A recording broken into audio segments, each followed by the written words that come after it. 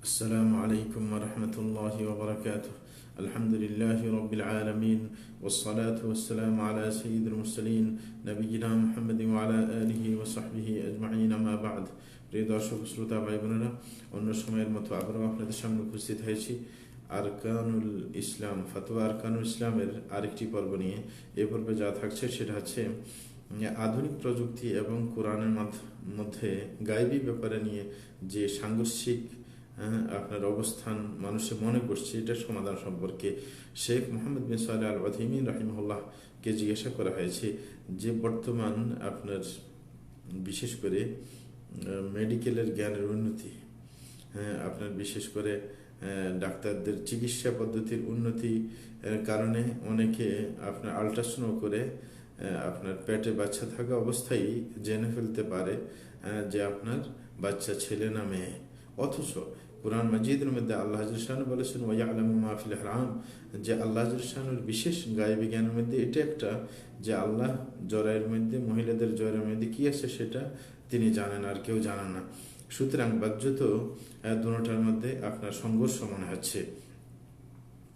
বিশেষ করে ইবনে জারীরের মধ্যে যে মুজাহিদ রাহিমাহুল্লাহ থেকে যে তাফসির এসেছে, যে একজন ব্যক্তি রাসূল আকরাম সাল্লাল্লাহু আলাইহি ওয়াসাল্লামকে জিজ্ঞাসা করেছেন যে তার স্ত্রী কি বাচ্চা, মানে তার স্ত্রীর বাচ্চা কি ছেলে হবে না মেয়ে হবে, তখন এই আয়াত নাকি নাজিল হয়েছে যে এই ব্যাপারটা আল্লাহ শানু জানেন। সুতরাং এটার ব্যাখ্যা কিভাবে দেওয়া যেতে পারে, এবং কাতাদার বর্ণনার মধ্যে এরকম পাওয়া যায়। সুতরাং এটার ব্যাখ্যা কি, যে সাংঘর্ষিক অবস্থান মনে হচ্ছে। তো এটার উত্তরে শেখ মোহাম্মদ বিন সালেহ আল উথাইমিন রাহিমাহুল্লাহ বলেন যে প্রথমে এই মাসালা নিয়ে আলোচনা করার আগে অবশ্যই এ কথা সুস্পষ্ট করে দেওয়া দরকার যে কোরআনের সুস্পষ্ট কথা এবং বাস্তবতার মধ্যে কোনো সংঘর্ষ হতে পারে না, দুটোটার মধ্যে বৈপরীত্য নেই। যখন বাস্তবে কোনো একটা জিনিস আপনি দেখবেন যার প্রকাশ্য দিকটা মনে হয় যে সাংঘর্ষিক, তখন এটাকে ভালো করে বুঝতে হবে। তখন এটা হয়তো বা এমন হতে পারে যে বাস্তবতা যেটা দাবি করা হচ্ছে, এটা আসলে বাস্তব না, বা এটার কোনো ভিত্তি নেই। অথবা এমন হতে পারে যে কোরআন মাজিদ এই যে সাংঘর্ষিক যে অবস্থান তুলে ধরা হচ্ছে, এই ব্যাপারে কোরআনের সাথে আসলে কোনো সাংঘর্ষিক অবস্থানে নাই। কারণ এই কথা সত্য যে পরিষ্কার কোরআনের যে আপনার মর্ম, সেটার সাথে বাস্তবতার সাথে কোনো সংঘর্ষ হতে পারে না। কারণ দুটোটা হচ্ছে কাতঈ, দুটোটা হচ্ছে একেবারেই নির্ভুল। সুতরাং দুইটার মধ্যে সংঘর্ষ অসম্ভব। এই কারণে এই কথা যখন আমরা বুঝে ফেললাম যে বাস্তব যেটা কোরআন বুঝাচ্ছে, যদি সত্যিকার এটা বুঝিয়ে থাকে এবং যেটা বাস্তবে যেটা একবারে নির্ভুল বাস্তবতা, সেটার মধ্যে কোনো সাংঘর্ষিক হতে পারে না।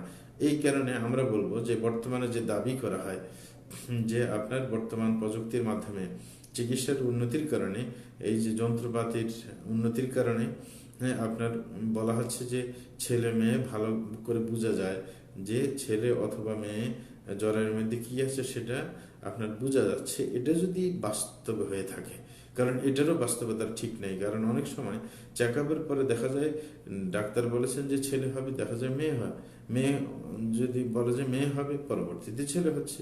সুতরাং এটাও নির্ভুল না, সুতরাং সাংঘর্ষিকতা তো আসেই না। কিন্তু শেখ মোহাম্মদ সালেহ আল উথাইমিন বলছেন যদি সত্য ধরা হয় যে এই প্রযুক্তির উন্নতির কারণে নিশ্চিতভাবে জানা যাচ্ছে যে ছেলে না মেয়ে, তাহলে তো কোরআনের সাথে সাংঘর্ষিক হয়ে যায় না। তিনি বলছেন সেটা নয়, বরং আয়াত, কোরআনের আয়াত যেটা, সেটা বলতে চায় যে আল্লাহর জ্ঞানের সাথে সম্পর্কিত যেটা, সেটা বিশেষ করে পাঁচটা জিনিসের মধ্যে, সেগুলো আল্লাহ ছাড়া কেউ জানেন না। এখন হচ্ছে পাঁচটা জিনিসের মধ্যে একটা হচ্ছে জরায়ুর, মহিলার জরায়ুর মধ্যে কি আছে। এখন এইখানে আল্লাহর গায়েবী জ্ঞানের সম্পর্ক কিসের সাথে, সেটা আগে জানতে হবে। আমরা একটাকে ধরে নিয়ে সাংঘর্ষিকতা তুলে ধরছি, কিন্তু সেটা আসলে বাস্তব নয়। তিনি বলছেন যে জরায়ুর মধ্যে যা আছে এটা সংক্রান্ত আল্লাহর গায়েবী জ্ঞান কি, যেটা আল্লাহ জানেন আর কেউ জানে না। সেটা হচ্ছে এই জরায়ুর মধ্যে যে বাচ্চা ধারণ করছে, সেটা জরায়ুর মধ্যে কতদিন অবস্থান করবে, এবং এ কতদিন বেঁচে থাকবে, এবং এর কাজ কি হবে, এবং এর রিজিক কি হবে, এ জান্নাতি হবে না জাহান্নামী হবে, এ ছেলে হবে না মেয়ে হবে, তার সৃষ্টির আগে আগে থেকে আল্লাহ জানেন। এখনো মানে তাকে আপনার সৃষ্টি করা হয়নি, মানে ছেলে আর মেয়ে বানানো হয়নি এখনো।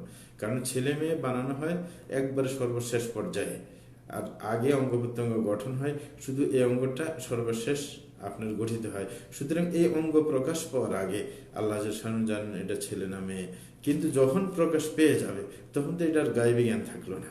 তাইলে আল্লাহর গায়েবী জ্ঞান হচ্ছে ওই অঙ্গ তৈরি হওয়ার আগের সাথে সম্পর্ক, এবং শুধু এখানে সীমিত না, বরং আল্লাহ এই এই আপনার যে সন্তান জন্ম নিচ্ছে সে কতদিন পেটে থাকবে, দুনিয়াতে এসে কতদিন বেঁচে থাকবে, কি কাজ করবে, কি রিজিক ভোগ করবে, এবং সে জান্নাতি হবে জাহান্নামী, সব কিছু জানেন। আর এটা কিন্তু আপনার সম্ভব না অন্যের পক্ষে জানা। সুতরাং গায়েবী কোনটা সেটা বুঝতে হবে। আর যদি আপনার অঙ্গ তৈরি হয়ে গেছে তখন তো এটা গায়েবী হলো না, এটাকে তখন ইলমুশ শাহাদা বলা হয়, যেটা প্রকাশ্যে জানা যায়। শুধু এতটুকু যে আপনার অঙ্গটা সৃষ্টি হওয়ার পরে অন্ধকারের কারণে, অর্থাৎ পেটের ভিতরে হওয়ার কারণে, পেটের অন্ধকার আপনার ভিতরে দেখা যায় না চামড়ার কারণে, শুধু বেশ কম এটা, কিন্তু নতুনত্ব ওটা প্রকাশ পেয়ে গেছে, বডির মধ্যে প্রকাশ পেয়ে গেছে। সুতরাং যদি পেট ফেড়ে ফেলা হয় তাহলে তো দেখা যাবে। এবং এটাও সম্ভব যে যদি এটার আপনার ফিকচার না হয় যে কোনোভাবে সুস্পষ্টভাবে, তো এটা প্রকাশ পাবে, অসম্ভব কিছু না। সুতরাং এটা আপনার গায়েবী জ্ঞান থাকলো না, আসল কথা হচ্ছে। সুতরাং কোরআনের সাথে কোনো সাংঘর্ষিকতাই আপনার দেখা দেয়নি, এটা হচ্ছে আসল কথা। এখন কথা হচ্ছে যে ইবনে জারির থেকে আপনার যেটা ইবনে জারির রহমতুল্লাহ আলাইহি মুজাহিদ রাহিমাহুল্লাহ থেকে যেটা বর্ণনা করেছেন যে শানে নুজুল সম্পর্কে, যে একজন ব্যক্তি সাহাবাদের মধ্য থেকে রাসূল আকরাম সাল্লাল্লাহু আলাইহি ওয়াসাল্লামের কাছে এসে জিজ্ঞাসা করলেন যে আমার ছেলে হবে না মেয়ে হবে, তখন এই আয়াত নাজিল হয়েছে। তখন তো বোঝা যায় যে ছেলে মেয়ে হওয়ার ব্যাপারটি গায়েবী জ্ঞানের অধীন। হ্যাঁ, তখন শেখ হুসাইমিন বলছেন যে যেটা বলা হয় মুজাহিদের সাথে সম্পর্ক করা হয় সেটা কিন্তু মুনকাতি, সুতরাং এটা বিশুদ্ধ নয়।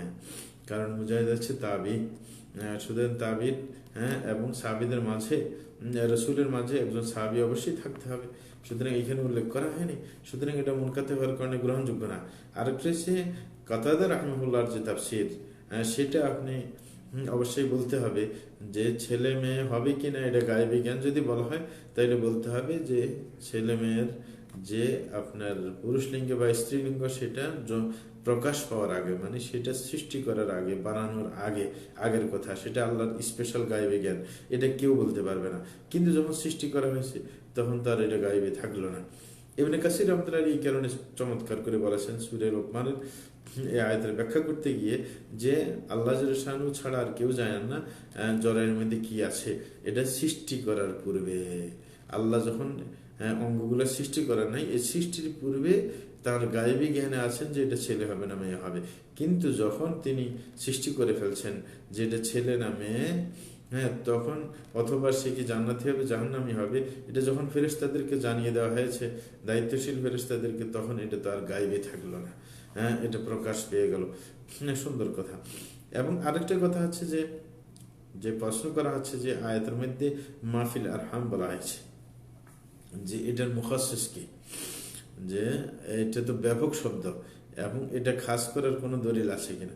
তখন তিনি বলতেছেন আয়াতটা যদি আমরা মনে করি যে আয়াতের মধ্যে সৃষ্টির পরের আপনার ছেলে মেয়ে হওয়ার ব্যাপারটা যদি আপনার ধরা হয় আয়াতের অধীন, তাইলে বাস্তবতা সেটাকে তাখসিস করে দেয়, মানে এটা বের হয়ে যায়। বাস্তবতার ভিত্তিতে আমরা মনে করি যে এটা আর গায়েবের অধীনে থাকলো না। এই কারণে ওলামায়ে উসুল যারা উসুল সম্পর্কে যারা গভীর জ্ঞান রাখেন তারা বলছেন কোরআন এবং সুন্নাহর মুখাসসিসাত, মানে এটাকে বিশেষায়িত করার কতগুলো মাধ্যম আছে।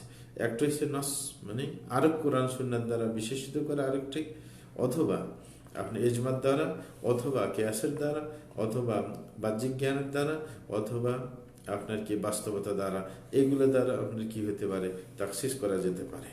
আর যদি মনে করা হয় যে না, কোরআনের আয়াতের মধ্যে সৃষ্টির পরে, মানে এই লিঙ্গ সৃষ্টির পরের ব্যাপারটা কোরআন আয়াতের অধীন না, বরং এটা বাইরে, কোরআন আয়াতের অধীনে যে গায়েবী জ্ঞানের সাথে সম্পর্ক, এটা হচ্ছে সৃষ্টির আগে, তাইলে তার কোনো কথাই থাকে না, তাইলে ঝামেলাই সৃষ্টি হচ্ছে না। সুতরাং কখনো বাস্তবতা আপনার কোরআনের বিরোধী না, এটা শেষ পর্যন্ত আমাদের আলোচনা থেকে প্রমাণিত হয়ে গেল। এই কারণে ইসলামের শত্রুরা কোরআনের উপর যদি কোনো কথা বলে যে সাংঘর্ষিক অবস্থা দেখায়, তাহলে বুঝতে হবে যে তারা কোরআনকে বুঝেনি, হ্যাঁ, অথবা তাদের নিয়ত খারাপ হওয়ার কারণে তারা সাংঘর্ষিকতার অবস্থান দেখাচ্ছে। কিন্তু সত্যিকার অর্থে আপনার যারা ধর্ম সম্পর্কে জ্ঞান রাখেন এবং কোরআন সম্পর্কে ভালো জ্ঞান রাখেন, তাদের কাছে গেলে তাদের কাছে সাংঘর্ষিক অবস্থান থাকবে না, তারা মিলিয়ে দিতে পারবে। আর এই ক্ষেত্রে মানুষের তিনটা ভাগ পাওয়া যায়, যে যখন কোরআন হাদিসের সাংঘর্ষিক অবস্থান উপরে বাহ্যিকভাবে দেখা যায়, তো মানুষ এই ক্ষেত্রে তিনটা অবস্থান, যে কোনো অবস্থানে থাকে। এক জাতীয় অবস্থান হচ্ছে যে কোরআনের প্রকাশ্যটা গ্রহণ করে, যেটা আসলে সুস্পষ্ট নয়, এটাকে গ্রহণ করে সে এর বিপরীতটা একেবারেই গ্রহণ করে না। যেমন কেউ বলে যে না, কোরআন আয়াতের অধীনে বলা হয়েছে যে ছেলে মেয়ে হওয়ার ব্যাপারটা আল্লাহ জানেন, অথচ এটা সুস্পষ্ট না। হ্যাঁ, এটা জানেন, কিন্তু আমি এরপরে কোনো মেশিন দিয়ে ধরা গেছে না গেছে এগুলোর আমি কোনো পাত্তাই দেই না, এগুলো বাদ। হ্যাঁ, সে বাস্তবতাকে একবারে বিশ্বাসই করে না। হ্যাঁ, তাইলে সেটা কিন্তু আপনার বুদ্ধি গ্রাহ্য হতে পারে না। হ্যাঁ, বরং এটা হচ্ছে হটকারী একটা গ্রুপ। আরেকটা গ্রুপ আছে যারা বলে যে যে না, কোরআনের আমার দরকারই নেই, বাস্তবতা যেটা বলবে, মেশিন পত্রের মাধ্যমে যেটা জানা যাবে সেটাই হচ্ছে আসল। সুতরাং এটা হচ্ছে মুলহিদ, এগুলো হচ্ছে একবারে ধর্মবিশ্বাসী না। আর আগেরটা হচ্ছে হটকারী, কারণ কোরআনের সুস্পষ্ট বক্তব্য নাই, তারপরেও সাংঘর্ষিক অবস্থান নিয়ে দিচ্ছে। আর মাঝারি গোছের যারা, তাদের অবস্থানটা হচ্ছে ঠিক, তারা কোরআন কি বোঝায় সেটা বোঝার চেষ্টা করে এবং বাস্তবতার সাথে এটা মিলিয়ে দেখার চেষ্টা করে। কোরআনকে কখনো সাংঘর্ষিক অবস্থানে নিতে চায় না। কোরআনে যতক্ষণ পর্যন্ত সুস্পষ্ট বক্তব্য না পাওয়া যাবে, ততক্ষণ পর্যন্ত আপনার সে সাংঘর্ষিকতার ব্যাপারটাকে মাথায় নেয় না। কিন্তু যদি দেখে যে না, কোরআন এই ব্যাপারে সুস্পষ্ট, কিন্তু বাস্তবতা এটার বিপরীত, তাইলে সেইখানে বুঝার ব্যাপার আছে যে বাস্তবতা নামে যেটাকে স্বীকার করা হচ্ছে সেটা কি আসলে কি বাস্তব, নাকি আসলে বাস্তব না, নাকি দাবি করা হচ্ছে, সেটা অবশ্য তাকে দেখতে হবে। সুতরাং আপনার বাস্তবতার মধ্যে সন্দেহ এসে যাবে। আর যদি একবারে বাস্তবতাই নিশ্চিত যেটা বাস্তব, তাহলে বুঝতে হবে যে কোরআন সুস্পষ্ট বক্তব্য দেয়নি এই ব্যাপারে, বরং কোরআনের মধ্যে অস্পষ্টতা রয়েছে। সুতরাং কোরআনের সুস্পষ্ট বক্তব্য এবং নিশ্চিত বাস্তবতা কখনো সাংঘর্ষিক হতে পারে না, এটা হচ্ছে আসল কথা। সুতরাং এই জাতীয় যারা অবস্থান নেয়, এরা হচ্ছে সঠিক পথে, যে বুঝতে চেষ্টা করে যে কোরআনে আসলে এই ব্যাপারে সুস্পষ্ট বক্তব্য আছে নাকি অস্পষ্ট, এবং বাস্তবতা এটা কি সঠিক দাবি করা হচ্ছে নাকি আপনার দাবি করা হচ্ছে না বাস্তবে এটা সঠিক। তখন তারা সমন্বয় করার চেষ্টা করে, আর তখন সমন্বিত হয়, কখনো সাংঘর্ষিক অবস্থান থাকে না। আল্লাহ শানু যখন এই সূত্রটা আমাদের বুঝার তৌফিক দিয়েছেন, এখন আমাদের জন্য ইনশাআল্লাহ অন্য ব্যাপারেও কিন্তু সহজ হয়ে যাবে ইনশাআল্লাহ, যে কোনো জায়গায়, কারণ এটা সূত্রগত জ্ঞান। আল্লাহ আমাদেরকে বুঝার তৌফিক দান করুন। ওয়া সাল্লাল্লাহু আলা নবিয়িনা মুহাম্মদ ওয়া আলা আলিহি ওয়া সাহবিহি আজমাইন।